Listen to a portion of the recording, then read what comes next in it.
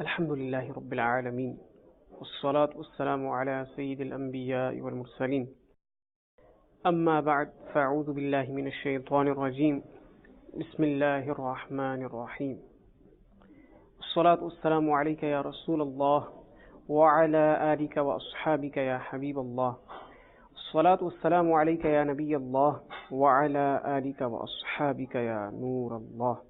There are countless virtues of sending peace and blessings upon the beloved of mankind, the peace of our heart and mind, the most generous and kind, Sayyidina Rasulullah sallallahu ta'ala alayhi wa sallam.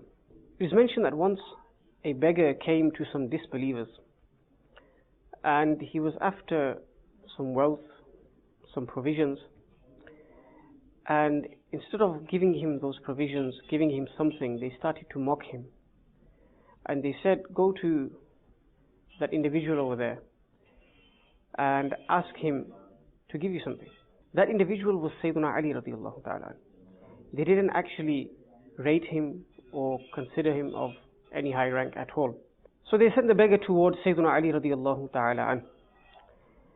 Once this beggar reached the court of Sayyidina Ali radiallahu and requested for something, Sayyidina Ali radiallahu ta'ala blew on something, read Durood Sharif and blew on something, then placed it in the hand of this beggar and said, go back to those disbelievers, go back to them and open your palm before them. So when this beggar reached the disbelievers and he opened his palm before them, lo and behold, there was a gold dinar in his hand. So his desire was met, and the disbelievers were also realized the greatness of Sayyidina Ali radiallahu ta'ala. So this is a blessing of Durood Sharif mentioned. So we should all try and recite Durood Sharif, peace and blessings in abundance in our lives, to also reap great rewards as well. May Allah subhanahu wa ta'ala enable us to do so. Sallu ala al-Habib sallallahu ta'ala ala Muhammad sallallahu alayhi wa sallam. Continuing our series, Fezane Mawla Mushkil Kusha radiallahu ta'ala an, covering the seerah, the life of Sayyidina Ali radiallahu ta'ala an. Inshallah, today we will be covering the nikah ceremony of Sayyidina Ali radiallahu ta'ala an and Sayyidah Fatima Zahra radiallahu ta'ala anha. A very joyous moment in the life of the Prophet alayhi salatu wassalam. And there are many, many lessons to be learned from this waqiyah. Now, a bit of background prior to the marriage, what took place. The ulama mention that a lot of Sahaba Kiram alayhim ridwan, they began to seek the hand of Sayyidah Fatima radiallahu anha in marriage. So they sent proposals. Even the likes of Sayyidina Abu Bakr Siddiq radiallahu ta'ala an, and Sayyidina Umar radiallahu ta'ala an, these great Sahaba Kiram alayhim ridwan, even they asked for the hand of Sayyidah Fatima Zahra radiallahu ta'ala anha in marriage. Yet the answer they got each time from the Prophet sallallahu alayhi wa sallam was, I am awaiting Allah Azza wa Jalla's decision regarding this matter. And the Sahaba Kiram alayhim ridwan, they were not like people of today. They did not complain. They did not go against the word of the Prophet alayhi salatu wasallam and continue to ask. They realized, our beloved, our master sallallahu alayhi wa sallam, he has told us what he is thinking right now, what he feels right now. He is awaiting Allah subhanahu wa ta'ala's order. Who are we to say anything further? So they backed off and they didn't say anything after that. Eventually, Sayyidina Siddiq Akbar radiallahu ta'ala an, one day, he was sitting with Sayyidina Umar Farooq Azam radiallahu an, and Sayyidina Sa'ad bin Mu'adh radiallahu ta'ala an in Masjid al-Nabawi Sharif, ala sahibi as-salatu was-salam, when they started to talk about the potential marriage of Sayyidah Fatima Zahra radiallahu ta'ala anha. And Sayyidina Siddiq Akbar radiallahu an, he said, just think for a moment. A lot of great Sahaba, a lot of respectable people have proposed for the hand of Sayyidah Fatima Zahra radiallahu anha, but they have been rejected. I have an inkling, I have a feeling that if Sayyidina Ali radiallahu ta'ala an, if he were to ask for her hand in marriage, if he were to go to the court of the Prophet alayhi salatu wassalam, he would not be rejected. This is my feeling. But I also feel that he will not ask because his financial condition is not strong. He doesn't have provisions, he doesn't have sufficient wealth to get married. So they came up with a plan. They said, let us go to Sayyidina Ali radiallahu ta'ala an. We will ask him regarding this, and if he does have an interest in this, then we will help him financially. We know he's a man of honor, we know he's a man who wouldn't speak out about his problems. But if he has an issue, a genuine issue, then we will help him, we will support him. And again, this was the jazba of the Sahaba-i-Kiram alayhim ridwan, the passion, that whenever their fellow companion, whenever another Sahabi was in difficulty, had any type of problem, they were ever willing to help him. Not like today, when somebody is down, people try to, kick him even further. People don't want to know him. People remove him from their friend circle. But we learn from the seerah of the Sahaba-i-Kiram alayhim ridwan that they were not like this. They were completely different. Now, when these Sahaba-i-Kiram set off to meet Sayyidina Ali radiallahu anhu, they saw him in the garden of an Ansari Sahabi. And he was actually working there. He was working there, and he was taking water out via a camel. Water for his family. And when Siddiq Akbar radiallahu ta'ala met him, he told him exactly what he had been speaking about earlier. Many, many people have proposed for the hand of Sayyidah Fatima Zahra radiallahu anha, but they have been rejected. Their proposal has not been accepted. We feel that if you ask in the court of the Prophet sallallahu alaihi wasallam, he will not reject your proposal. You are such a man with such qualities, attributes, greatness, that you will not be rejected. And you're also a relative of the Prophet sallallahu alaihi wasallam. At this moment, Sayyidina Ali radiallahu anhu began to cry. He's shedding tears in front of the Sahaba-i-Kiram, the likes of Siddiq Akbar radiallahu anhu. He's shedding tears, he's weeping. And he says, yes, I have an interest. I do want to actually propose, but one thing is holding me back, and that is ghurbat, poverty. I don't have sufficient wealth. How am I supposed to get married? How am I supposed to look after the family? So this thing is holding me back. And immediately Siddiq Akbar radiallahu anhu understood, and he said, don't say this. Oh Ali, don't say this. Inshallah Azza wa Jal, when you propose in the court of the Prophet sallallahu alaihi wasallam, when you ask for his blessed daughter's hand in marriage, it will be accepted. Remember one thing, O Ali radiallahu anhu, Siddiq Akbar radiallahu ta'ala is providing him with moral support and strengthening him in this time. He says to him, do you not realize that in the court of the Prophet sallallahu alaihi wasallam, this world, everything that is in it, is not even like a speck of dust before the Prophet sallallahu alaihi wasallam. He doesn't value this world. He doesn't value it at all. So why are you worrying about this financial situation? So alhamdulillah, again, comforting his fellow Sahabi, giving him strength, helping him when he most needs it. So eventually, this worked wonders. And Sayyidina Ali radiallahu anhu, he plucked up the courage. He said, okay, inshallah, I will go.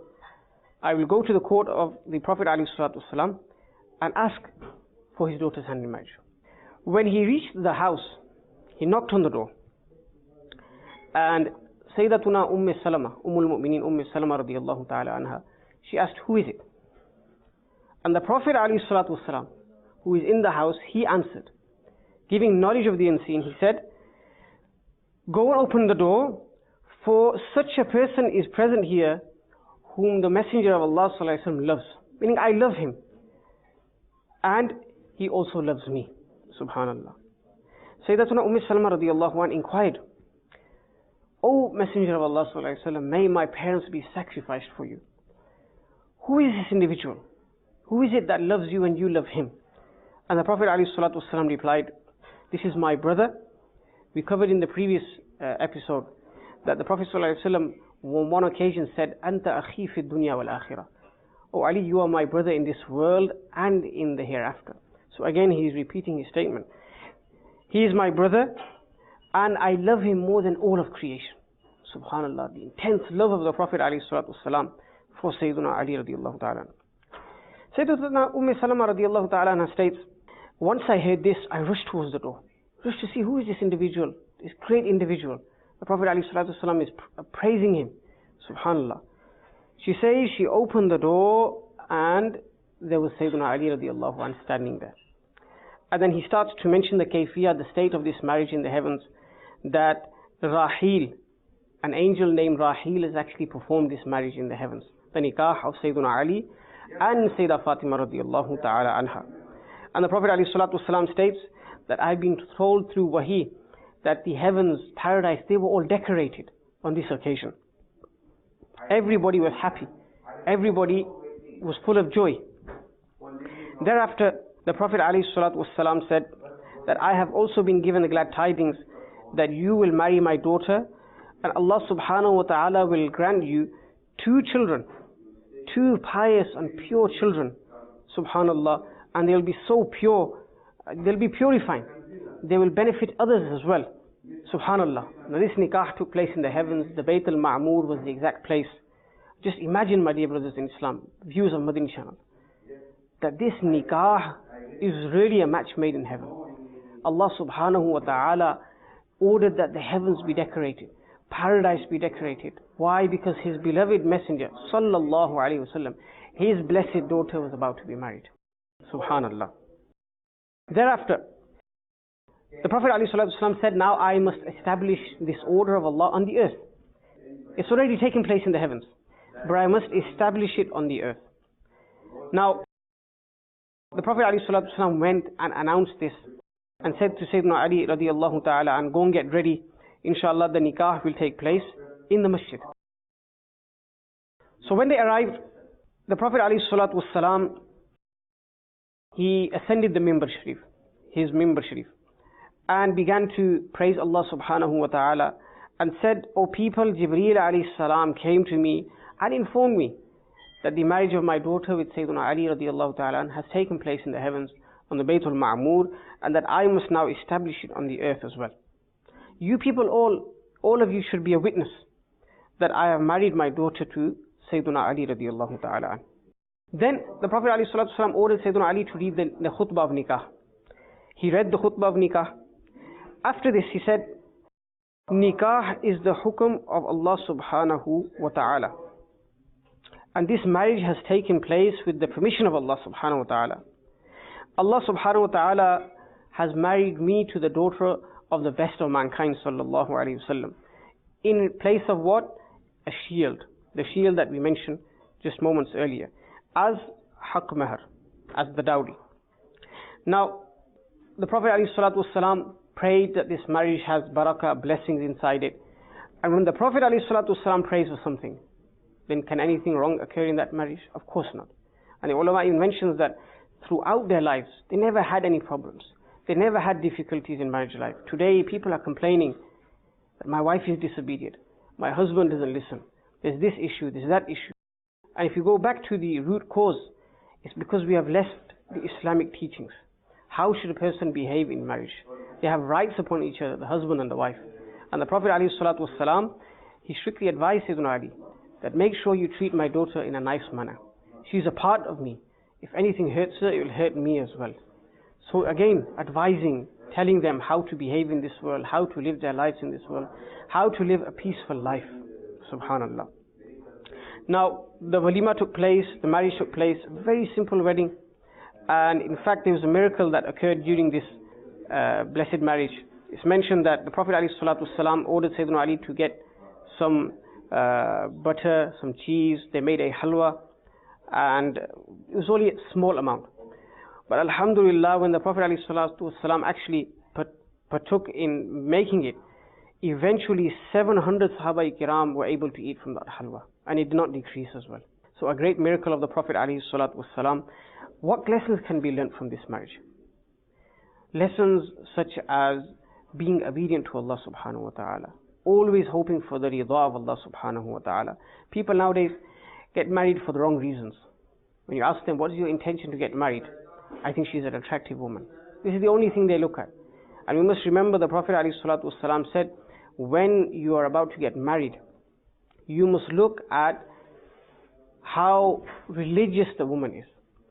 If she's practicing, if she's God-fearing, then inshallah your whole life will be spent in peace.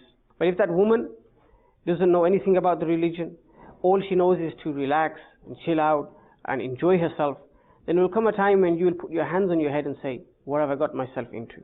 So beauty is not the only thing a person should look at. Rank and honor, wealth, these are the things that people are look at today. So these are things that we should avoid. Deen comes first. Another point we learn from this great marriage is that the Prophet ﷺ did not take into consideration the fact that Sayyidina Ali radiallahu anhu was not the wealthiest person. And this is the opposite to today. Today, when a person gets his daughter married, the first thing he looks at, what's his job like? What is his profession? How much wealth does he have? How many houses does he have in his name? These are the things that are looked at. And eventually, when things go wrong, people realize the root cause was this. We didn't look at deen from the beginning. We didn't look at taqwa from the beginning. It's mentioned about Sayyidah Fatima az-Zahra radiallahu ta'ala anha, even on her wedding night, she was fearful of Allah subhanahu wa ta'ala. She says, this is momentary. This is, happiness that will not last. I will enter my grave one day. So the khawf-e-khuda, the fearful nature of Sayyidah Fatima az-Zahra radiallahu ta'ala anha, subhanallah, is something that the women of today should also learn from. Alhamdulillah, Dawat Islam is Madinatul Ilmiya, publishes many books. And one book as published recently is regarding the seerah, the life of Sayyidah Fatima az-Zahra radiallahu ta'ala. It's a very detailed book. What was her state in regards to ibadat? She always performed the ibadat of Allah subhanahu wa ta'ala. How was she like as a daughter? How was she like as a mother? Remember, she was a mother of Hasnain Karimain radiallahu ta'ala anha. And their piety will obviously be attributed to how pious their mother was as well. The tarbiyah she gave them, the upbringing she gave them. These things that, we don't really look at today. Except we expect happiness. We expect everything to go our way. But we don't look at these things that will help us achieve that happiness. These things that will help us achieve the closeness of Allah, His Messenger, and His Messenger sallallahu alayhi wa alihi wasallam. So this was the blessed marriage. Thereafter, they had 6 children together. In total, 6 children. Sayyidina Ali and Sayyidah Fatima radiallahu ta'ala anha. The most famous ones, of course, are Sayyidina Imam Hassan and Sayyidina Imam Hussein radiallahu ta'ala anhuma. And it was regarding these two that the Prophet ﷺ said, and of course, the most famous children from the 6 children of Sayyidina Ali and Sayyidah Fatima radiallahu ta'ala anhuma were Hasnain Karimain radiallahu ta'ala anhuma. They had 6 children in total, like I said. Sayyidina Imam Hassan, Sayyidina Imam Hussein, Sayyidina Muhsin, not often heard of. He actually passed away when he was a young child. Sayyidatuna Ruqayya also passed away at a young age. Sayyidatuna Zainab radiyallahu ta'ala anha. And the 6th child, Sayyida Kulthum radiyallahu ta'ala anha. Regarding the Hasnain Karimain, the Prophet ﷺ said, Sayyida Shababi Ahlil Jannah. These 2, my grandsons, they are the leaders of the youth of paradise. They are the leaders, showing their shan, their status, their greatness in the court of Allah subhanahu wa ta'ala, that even in paradise they will rule. They will be leaders of all the youngsters. Subhanallah azza wa jal. I would like to conclude by mentioning some fazail of the Ahlul Bayt. Because remember, this family was the greatest family ever to exist on the surface of this earth. And alhamdulillah, those who are true believers, even today, they respect the the family of the Prophet ﷺ. They keep them dear in their heart. They save a place for them in their heart. They respect them, they honor them, they avoid hurting their feelings. A great example of this, of course, is Amir Ahl Sunnah Damat Barakatum Al-Aliyah. His respect for the Sadat-e-Kiram, the noble family of the Prophet ﷺ, the prophetic household. Subhanallah azza wa jal. He teaches his murideen, he teaches others, never ever get on the wrong side of the Sadat-e-Kiram. Never disrespect them. Why? Because there will come a time in your life, in the hereafter, there will come a time when you will be face to face with the best of creation sallallahu alaihi wasallam, and you may have performed ibadat, you may have performed a lot of worship, you may have lived your life according to Islam, but one thing you did wrong was disrespect the Sadat-e-Kiram. And on that day, if the Prophet ﷺ face to face, first of all, you won't be able to lift your head in front of the Prophet ﷺ, because he said, "Nusirtu bil-ru'bi." I have been helped by Allah subhanahu wa ta'ala. How? Through awe. People look at me and they feel that awe. So on the day of judgment, when somebody is before the Prophet ﷺ, and if the Prophet ﷺ says to him, "Why did you do so-and-so to my family member? Why did you disrespect my family member? Why did you hurt his feelings?" What will we say? Na'udhu billah min dhalik. we will not have an answer. May Allah subhanahu wa ta'ala enable us to honor the family of the beloved alayhi salam. To help us in this regard, I would like to mention a few narrations in which the Prophet alayhi salatu wasalam mentioned that we must show respect to the family of the Prophet alayhi salatu wasalam. There's a hadith sharif of the Prophet sallallahu alayhi wa alihi wasallam in which he says that a person cannot be a true believer. He cannot be a true believer until he loves me and my family more than everything else.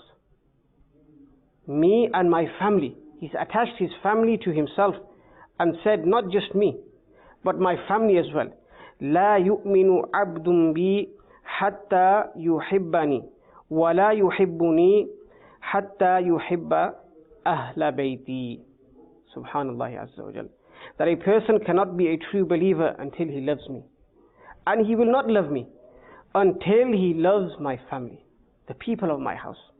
You may be wondering, who are the people of the house? Do we only respect the Sadat, the noble family who were existing at the time of the Prophet ﷺ, or those who are to come until Qiyamah? The answer to this, first of all, the Prophet ﷺ specified 5 individuals of his family. The verse of the Quran, قُلْ لَا أَسْأَلُكُمْ عَلَيْهِ أَجْرًا إِلَّا الْمَوَدَّةَ فِي الْقُرْبَى. Allah subhanahu wa ta'ala orders the beloved ﷺ, say, O beloved ﷺ, I do not ask anything from you, any ajr, any reward, except that you love my family. Accept love for my family. This is what I ask from you, nothing else. Who are the family? Imam Ahmad and Tabarani, also Hakim, they narrate that this verse was revealed, when this verse was revealed, the Sahaba Kiram, they asked, Ya Rasulullah, Man qarabatuka, ha'ula'i alladhina wajabat alayna mawaddatuhum. Who are these family members of yours, regarding whom it is necessary for us to love them? And the Prophet ﷺ replied, Aliyun wa Fatimatu wa banahuma. That these individuals that you have to love, you can't do without loving them. They are Sayyiduna Ali, Sayyidah Fatima, and Imam Hassan and Imam Hussein radiyallahu ta'ala anhum ajma'in. Allah subhanahu wa ta'ala states in another verse, وَمَنْ يَقْتَرِفْ حَسَنَةً نَزِدْ لَهُ فِيهَا حُسْنًا. That whoever does a good action, we will increase the beauty, the goodness of that action. Sayyiduna Abdullah bin Abbas radiyallahu ta'ala anhuma states in the tafsir of this verse, Al-Hasanatu mawaddatu ali Muhammadin sallallahu alayhi wa sallam. That what does this verse mean? What good action is it talking about? It is actually referring to the love of the family of the Prophet sallallahu alayhi wa sallam. So whoever loves them, Allah will increase his good deeds. Allah will reward him abundantly. Subhanallah. And also, the beloved alayhi salatu wasalam said, teach your children 3 things. Ensure you teach them 3 things. Hubbi nabiyikum, the love of your Prophet sallallahu alaihi wasallam, the love of the Messenger of Allah sallallahu alaihi wasallam. Wa hubbi ahli baytihi, and teach them to love the family of the Prophet sallallahu alaihi wasallam. And the 3rd thing that Aqā Kareem sallallahu alaihi wasallam mentioned, wa ala qira'ati al-Qur'ani, and teach them to regularly recite the Quran Sharif, have an attachment to the Quran Sharif. So my dear brothers in Islam, we learn from these ahadith that it is of immense importance to love the family of the Prophet sallallahu alaihi wasallam. We cannot do without it. Our life, our iman depends on this. So it's very, very important that we embed this love in our heart. We should always pray for this love. Oh Allah, grant us your love. Grant us the love of your beloved alayhi salam. Grant us the love of his family. Inshallah Azza wa Jal, we will gain this love. And then we will further pray, Ya Allah, grant us steadfastness in this love. Ya Allah, allow us to enable us to serve the Ahlul Bayt. Allow us to respect them. Ya Allah, enable us to help them in time of need. There are many Sadat-e-Kiram in the world who sadly are in a state of poverty, are in difficulty, and nobody is reaching out to them except those who have true love for the Prophet ﷺ. When they hear about a Sayyid, someone from the family of the Prophet ﷺ is in difficulty, they run to his aid. They want to help him. And as I mentioned before, love for the family of the Prophet ﷺ is not limited to these 5 individuals. The Prophet ﷺ, Sayyiduna Ali, Sayyidah Fatima, and Imam Hassan and Imam Hussein. Although these are of greater rank than all the rest, But in fact, it is necessary, lazim upon the ummati, to love every single family member of the Prophet ﷺ. Why? Because the overview of a hadith sharif, the Prophet ﷺ said on the Day of Judgment, every single family will be separated. They'll be severed. Nobody will run to each other. Nobody will know each other. Nobody will want to meet each other. In fact, a mother will run away from her own sons. She will try to take deeds from her own son. On that day, there will only be one family who will be tied and together and will not be separated. And that is, of course, the family of the beloved alayhi salatu wasalam. Alhamdulillah Azza wa Jal, today we heard about the nikah, the blessed nikah ceremony of Sayyidah Fatima al-Zahra with Sayyidina Ali radiallahu ta'ala, very blessed marriage. And then towards the end we heard the fazail of the Ahlul Bayt Kiram. May Allah subhanahu wa ta'ala grant His true love for them. Inshallah, this will help us in both worlds. So until next time, when we will cover another topic, another quality and attribute of Sayyidina Ali radiallahu ta'ala, may Allah subhanahu wa ta'ala protect us all and keep us away from the evil of shaitan, and grant us true love for Mawla Kainat, Mawla Ali radiallahu ta'ala an. Ameen. Bijahi Nabiyyil Ameen. Sallallahu alayhi wa sallam. Sallu ala al-Habib. Sallallahu ta'ala ala Muhammad.